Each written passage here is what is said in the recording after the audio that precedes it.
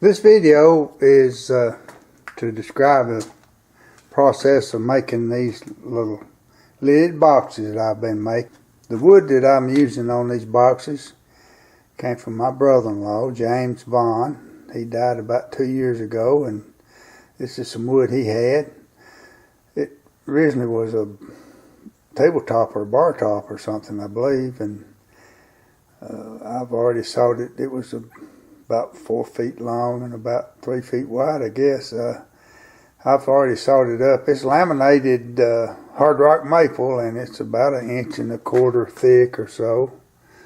Let's see if I can show you that. But that's where these boxes came from. The size of the boxes are dictated by the thickness of this wood. I didn't want to laminate any more wood on them, and so that's kind of the reason they're the size they are, but I like making these small boxes. But here's my lathe, and what I did was I took this circle cutting tool right here, put it on my drill press, and I sawed a bunch of circles out. They're, I don't know, 2.5 inches or 2.25 or something. But here's what I start out with. Well, we start out by attaching this thing to the lathe. I got a little piece of thin plywood that I've put in behind this thing to make it stick out further.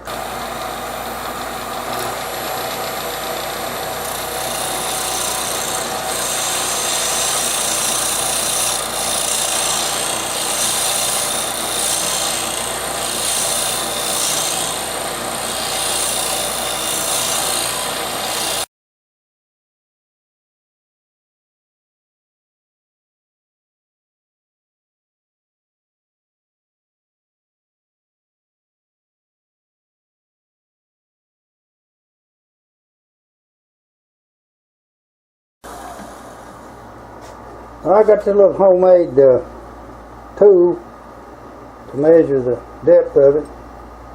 Depth of this inside of this box is about 1 inch. Got a little bit more to go.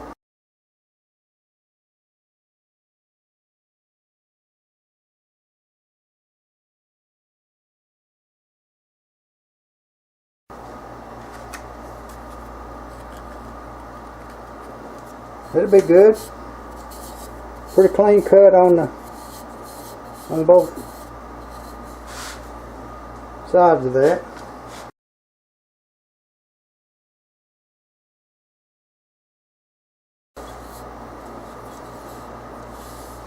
Alright, that's pretty smooth. Turn the speed down real low. And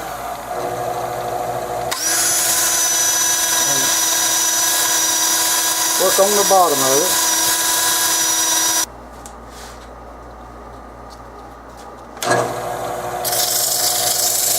Now we're going to take some 80 grit, work on the inside.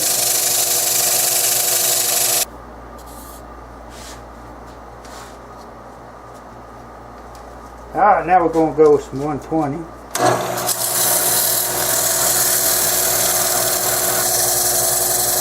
This is 180. That's tolerable.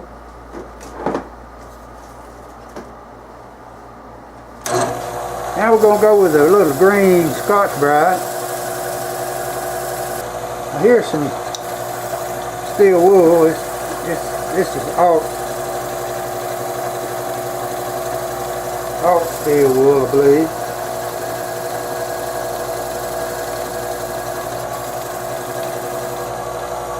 And this is 4 alt. And I'm going to use this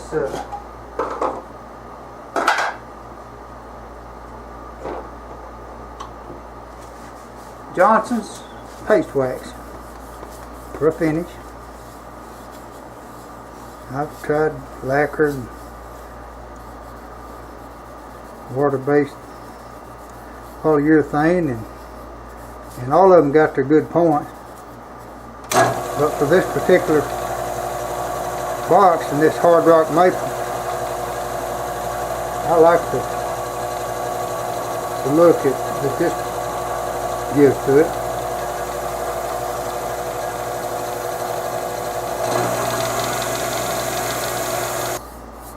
Now, that's alright. Now we're going to take it off this thing. Discard this piece of plywood. We're going to turn this chuck all the way down here.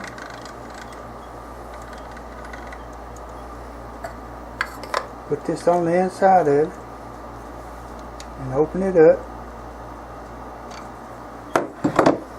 Now we can turn the outside.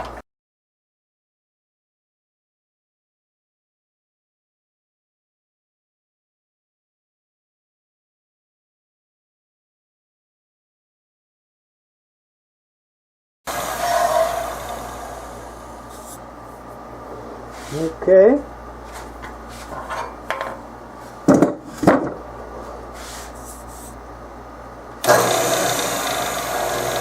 Now we're ready to start sanding on this thing.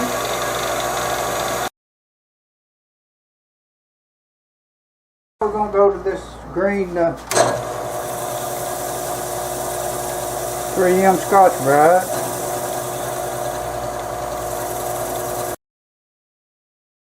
Now we're going to change to a little different tool rest. This is a little thing I've added, homemade tool rest, but I added a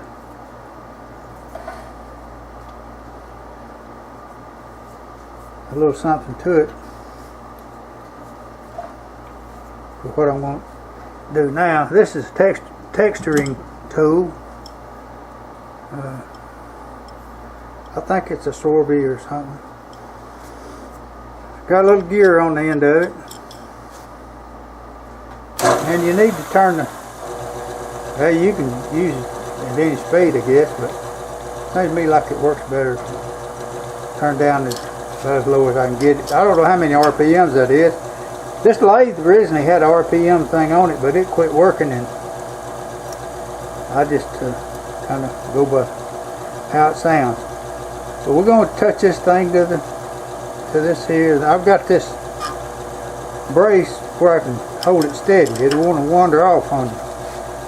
So I usually brace pretty hard and kind of turn it at an angle.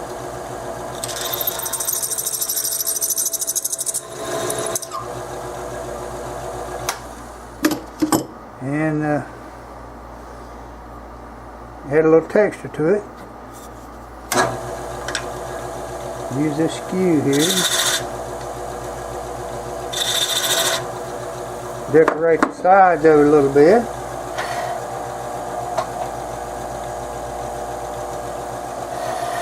I think that adds a little bit of look to these boxes.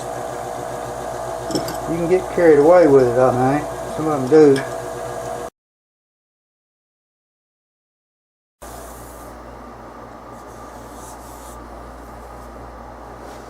And there's our texturing we put on it.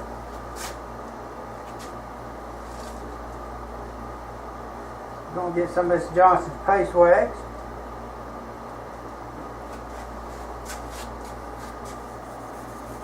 I know there's other products that for sale out there, and probably some that would do better than this, but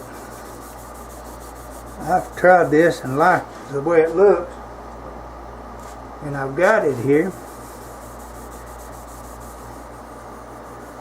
so I'm going to use it.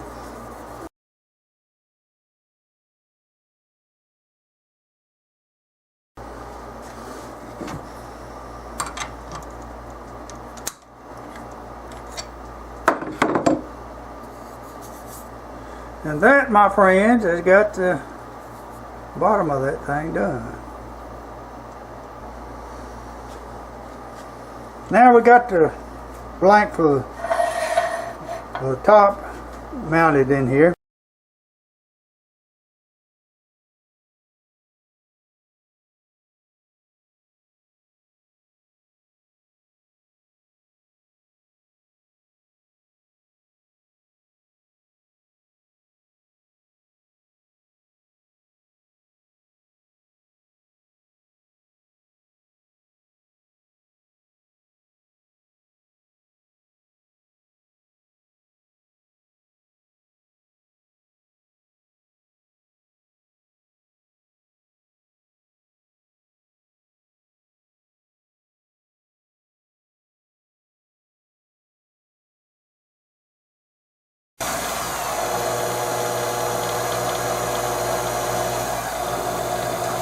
Alright, now we're going to go to some 120.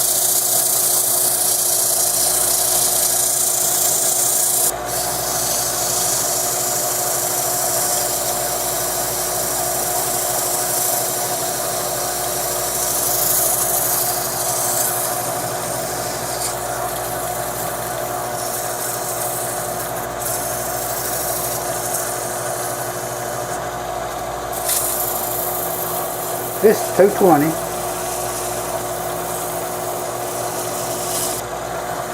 Scotch Brite, green.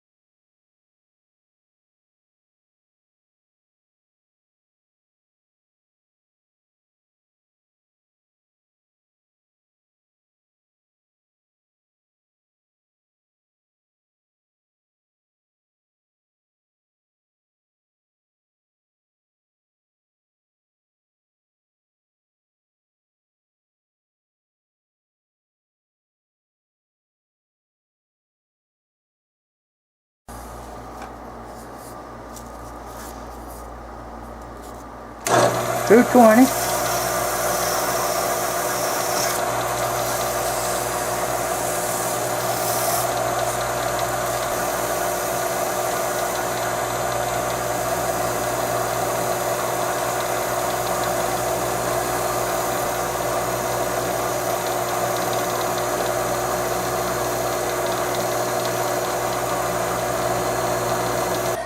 Alright, now we're going to do a little decorating on this top.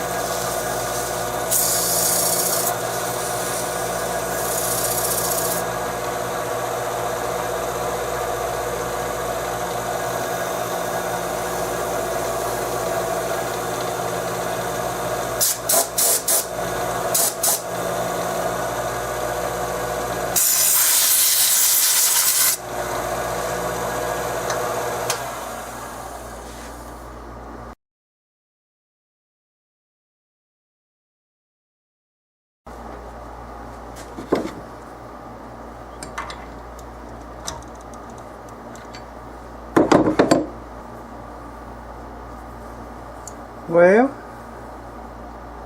there it is. We'll get another shot of this thing here in a minute, but maybe that'll give you an idea of what we got.